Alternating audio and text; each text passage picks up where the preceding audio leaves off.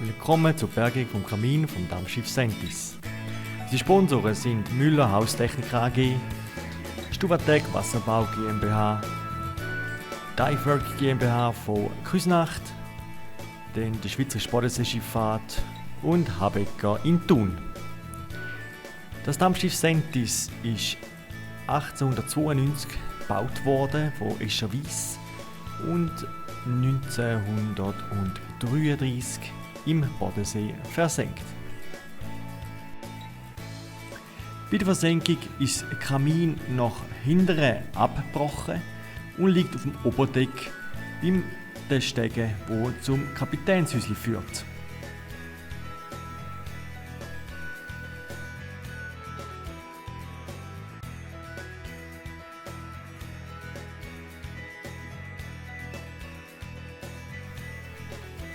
Gut sieht man auch beim Ansatz das Abgas, sogenannte Rauchrohr und der Osso Kaminmantel. Innen dran sind natürlich die Abgase aufgegangen und sind heiß gewesen, und der Kaminmantel hat es geschützt und hat natürlich auch noch für natürliche Ventilation gesorgt vom Maschinenraum. Und jetzt würden wir das gerne von 210 Meter aufholen. Herr Paganini, was passiert heute? Heute probieren wir das Chemie von den Dampfschiff Sentis aufzuholen. Dafür haben wir mehrere Leute hier. Wir haben 3 Taucherroboter, wir haben 2 Schiffe, 1 Ponton. Und jetzt schauen wir, wie wir das anbringen. Glauben Sie, es wird gelingen, heute das Chemie vom Dampfschiff Sentis zu bergen? Wir sind sehr gut vorbereitet, darum sind wir zu zuversichtlich, aber wir schauen jetzt eins nach dem anderen. Das erste Schiff, das am Morgen abgeleitet hat, war der Ponton mit seinem Schubschiff. Denn die 5 Kilometer zum Wrack haben es über eine Stunde gebraucht.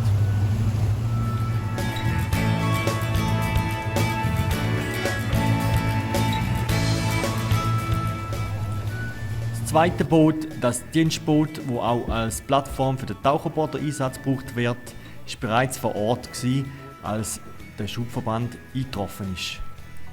Die Positionierung ist über einen Elektromotor am Bug passiert.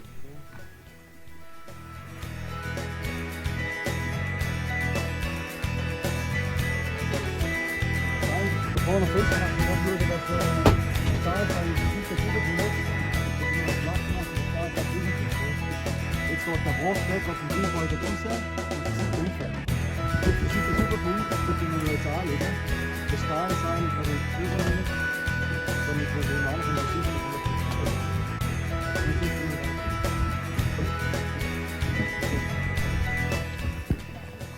Der Ponton und die 2 Schiffe müssen zu einer Einheit zusammengebunden werden. Das ist dann direkt über dem Wrack geschehen. 210 Meter unter der ganzen Kompensation liegt das Wrack vom Dampfschiff Sentis.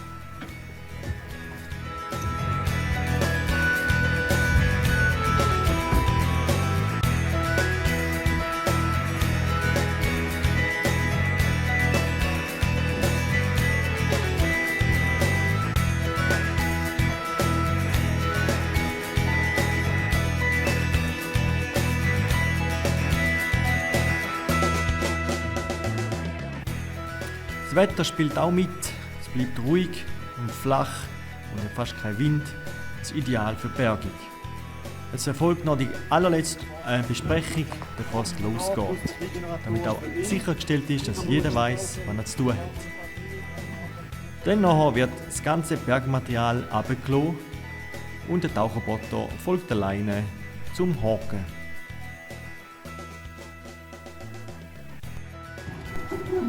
Als Hauptbergemittel wird ein Habecker eingesetzt, der mit einer Motorsäge angeklopft werden konnte.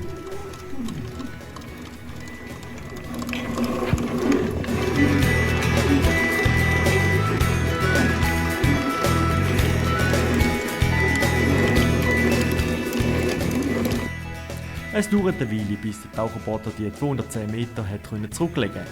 Aber bereits bei 180 Metern hat sich ein Problem herausgestellt. Die beiden Leinen, die hätten mindestens 6 Meter voneinander entfernt abtauchen, sind plötzlich zusammengeführt worden. Ein klares Zeichen, dass irgendetwas schief gegangen ist. Und bei 180 Metern hat sich dann herausgestellt, jawohl, die beiden Leinen haben sich verheddert.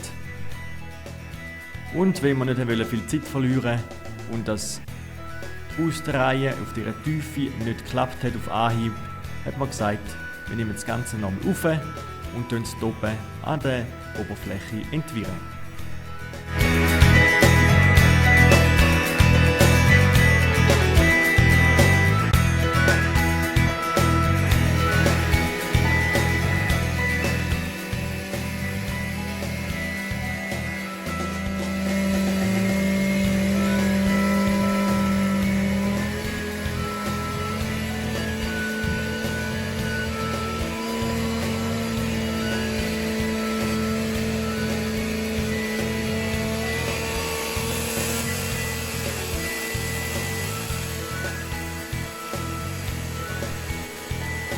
Schlussendlich kommt alles rauf und man tut oben nochmal alles anschauen, nochmal besprechen und die Verbesserungen anbringen.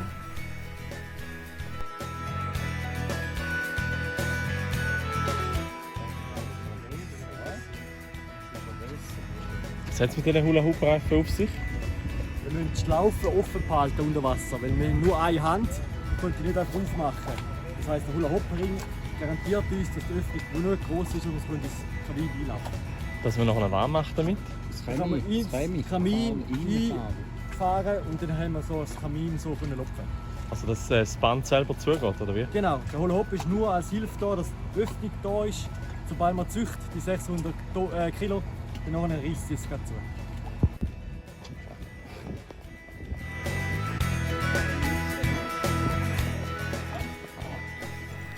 Alle Festmacher-Sachen werden noch zusätzlich gesichert, dass nicht verloren geht. Oder auch, dass Schrauben nicht aufgedrückt werden. Weiter sieht man hier mit Klebband hat man verschiedene Sachen, die grell leuchten unter Wasser. Wenn es angeleuchtet wird mit der Lampe, wird abgeklebt, damit es nicht die Kamera überbelichtet und man so den Hintergrund nicht erkennen kann. Weiterhin sind alle hohlen Körper werden mit Wasser gefüllt. Auch hier bei dem Hula-Hoop-Reifen wird er komplett mit Wasser gefüllt, damit er dann auch nicht kollabiert unter dem hohen Druck. Weil, wie alle wissen, Luft kann man komprimieren, Wasser nicht.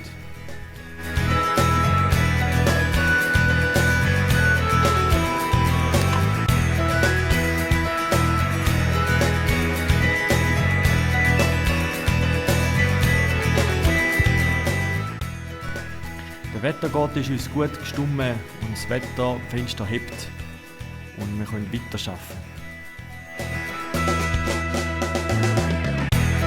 Im zweiten Anlauf erreichen wir gut das Wrack in 210 Meter Wassertiefe.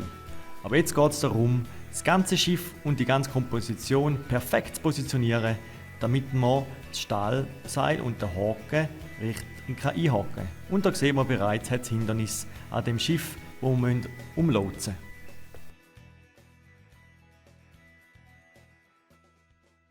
Ja. Wie machen wir am besten? Stahlseil muss nochmal rauf, aber ich muss genau stoppen, wenn ich sage.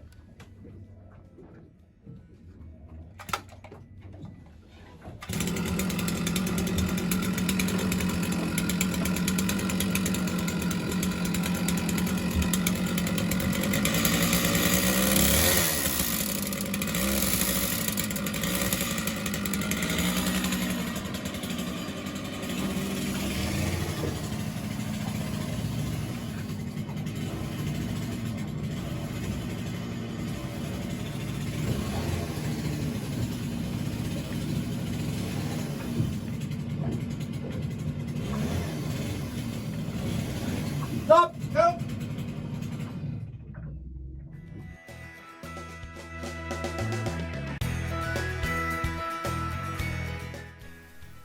Wir erkennen schnell, dass wir mit den kleinen Taucherbootmotoren einfach zu wenig Kraft haben, um das schwere Stahlseil umzuschieben. Das heisst, wir müssen das ganze Schiff und das Ponton perfekt positionieren, auf den Meter genau, damit man nachher einhaken kann.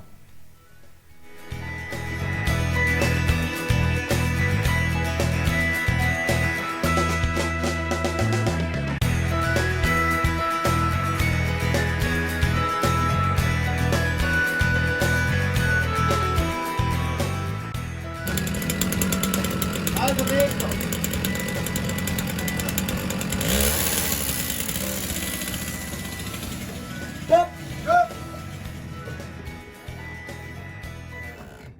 Was ist die Schwierigkeit im Moment? Folgendes. 2. Wir sind über dem Schiff, das ist mal gut. Wir sind aber ganz nah vom Schmine und jetzt müssen wir das Schiff perfekt positionieren, weil wir Stahlseil nicht gut bewegen können. Muss das Schiff stimmen. Und das müssen wir probieren. Genau.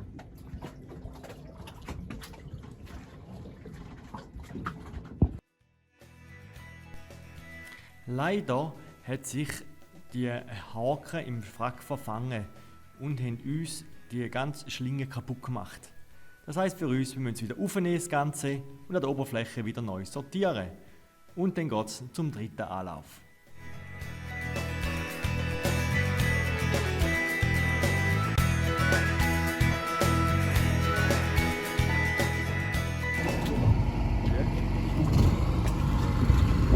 Wieso wird jetzt die Drohne gewechselt oder was machen wir jetzt? Also jetzt haben wir das System vereinfacht. Wir gehen dann noch mit einer Schlinge, um sie einschlingen. Und wir hoffen, dass das funktioniert. Das wird der letzte Versuch sein, bevor das Wetterfenster zugeht. Und ja, jetzt gehen wir mit dem zweiten Taucherboot hier auch. Und auch einen anderen Pilot, damit man auch geistig wieder neu frisch ist.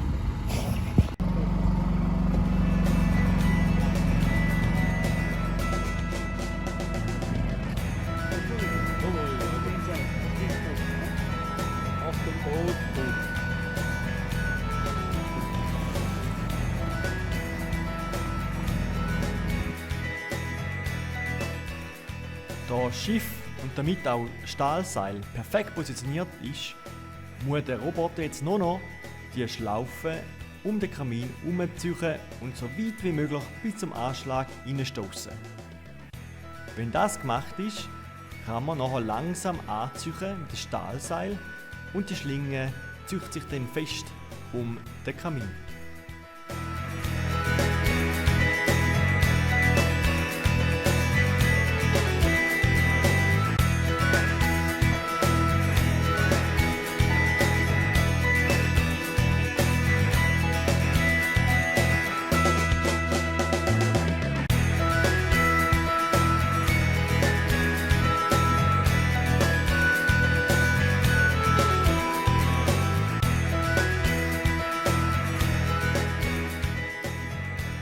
Was ist im Moment der Stand der Dinge? Wir haben momentan die Schlinge um das Kamin gebracht und jetzt lupfen wir da rauf. Wie schwierig ist das? Das ist etwa so wie bei einem Hochhaus, wenn man mit einem Seil den Schlüssel in ein Schlüsselloch am Boden unten einstecken will. Also extrem schwierig. Ist recht kompliziert. Und wie viele Anläufe hat es jetzt gebraucht? Mehrere, aber da haben wir auch davon sind wir ausgegangen. Das ist normal.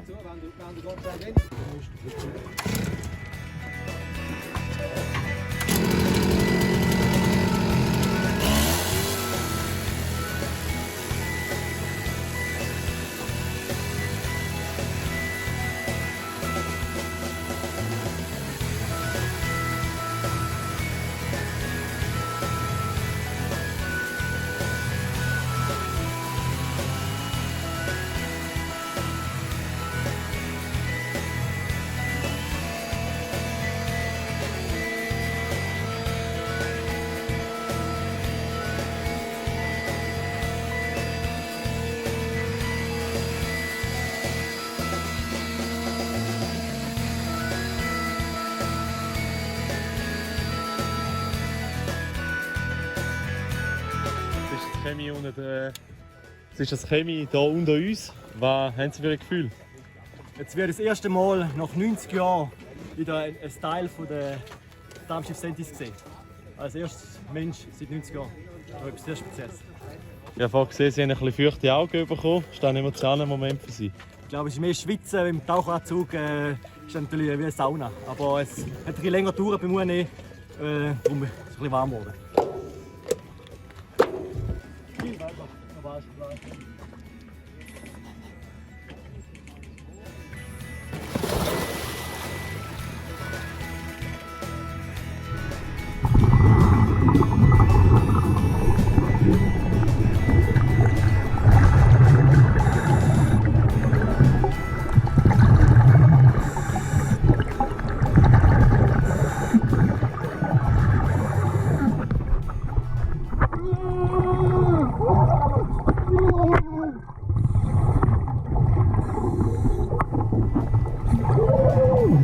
Jetzt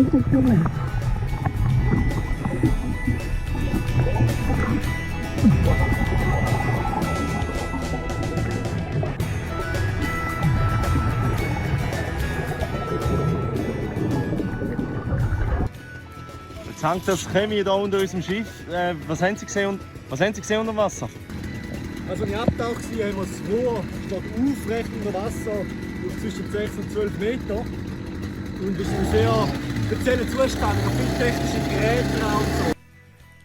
Der Kamin ist anschliessend perfekt gesichert unter dem Ponton nach Romanzon geschleppt worden.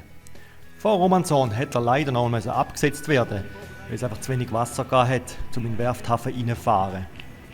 Die Taucher haben dann alle Schlingen noch einmal gekürzt, so dass man den ganzen Kamin näher an den Ponton hochziehen konnte.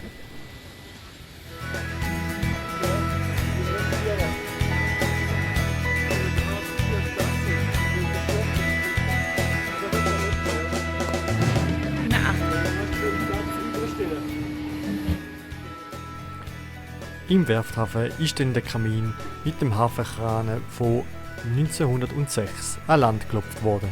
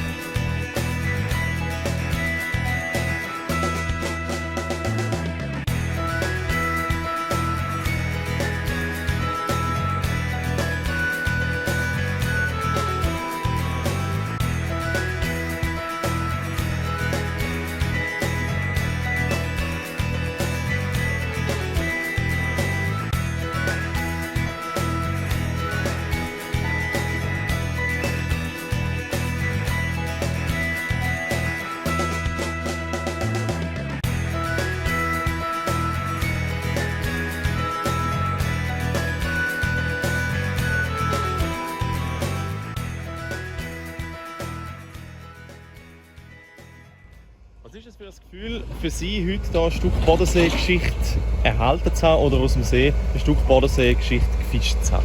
Es war sehr eindrücklich heute, wo das Chemie unter dem Schiff gehangen ist. Wir mussten ins Wasser springen, tauchen, um das festzumachen. Und haben das erste Mal mit eigenen Augen anschauen können. Etwas, was 90 Jahre kein Mensch mehr gesehen hat. Das war sehr eindrücklich. Und jetzt, was haben Sie mit dem gemacht heute? Also heute gemacht haben wir es vom Schiff gelöst, rausgenommen, unter das Schiff geklopft. Dann haben wir es hier auf Romanzon gefahren, wir nochmal nachheben und jetzt haben wir es an Land buxieren. Wie schwierig war es für Sie, die Haltevorrichtung an dem Chemie zu montieren, unter Wasser? Das ist sehr herausfordernd. Auf 210 Meter Wassertiefe können wir nicht mit Tauchen arbeiten. Wir haben 3 Taucherboote im Einsatz gehabt und das Resultat hat gezeigt, es hat sich auch gelohnt und hat auch gebraucht. Der Zustand von dem Chemie ist, so wie es aussieht, relativ schwierig, oder? Man sieht hier ein paar ziemlich durchgefressene Stellen. Wie ist der Zustand? Es ist ein Rost, aber man hat gewusst, also das ist ein Rost, der sich versenkt hat. Da sieht zwar ein bisschen schlimm aus, wenn man das mal abdampft hat, sieht das wieder anders aus. Man weiss ja, dass 1 mm Stahl macht etwa 7 mm Rost. Darum sieht es so wild aus, aber man sieht es dann nachher, wenn es aufgearbeitet ist, wie es aussieht. Was passiert jetzt weiter mit dem Chemie? Da wird jetzt abgedampft, es hat noch Sediment drin und so, dass das mal noch gereinigt wird. Und dann kann man eine Bestandsaufnahme machen und schauen, wie man den Stahl konservieren kann. Kann man aber jetzt das Chemie irgendwo anschauen oder kann man jetzt schon zu Romanzon in den Hafen kommen? Gibt es Fest? Also momentan noch nicht, aber es ist geplant, um das aufrichten wieder auf einen Sockel und dann, dass man es dann nachher den Leuten zeigen kann. Jetzt ist ja die Idee, dass man nicht nur das Chemie aus dem Bodensee zurückholt, sondern das ganze Schiff. Ist das Schiff in einem besseren Zustand als das Chemie? Ja, ganz sicher. Also das Chemie ist immer ein bisschen da, was am meisten gekostet hat am Schiff, ist auch wegen der Abgase etc. Darum das Schiff ist in einem besseren Zustand als das Chemie.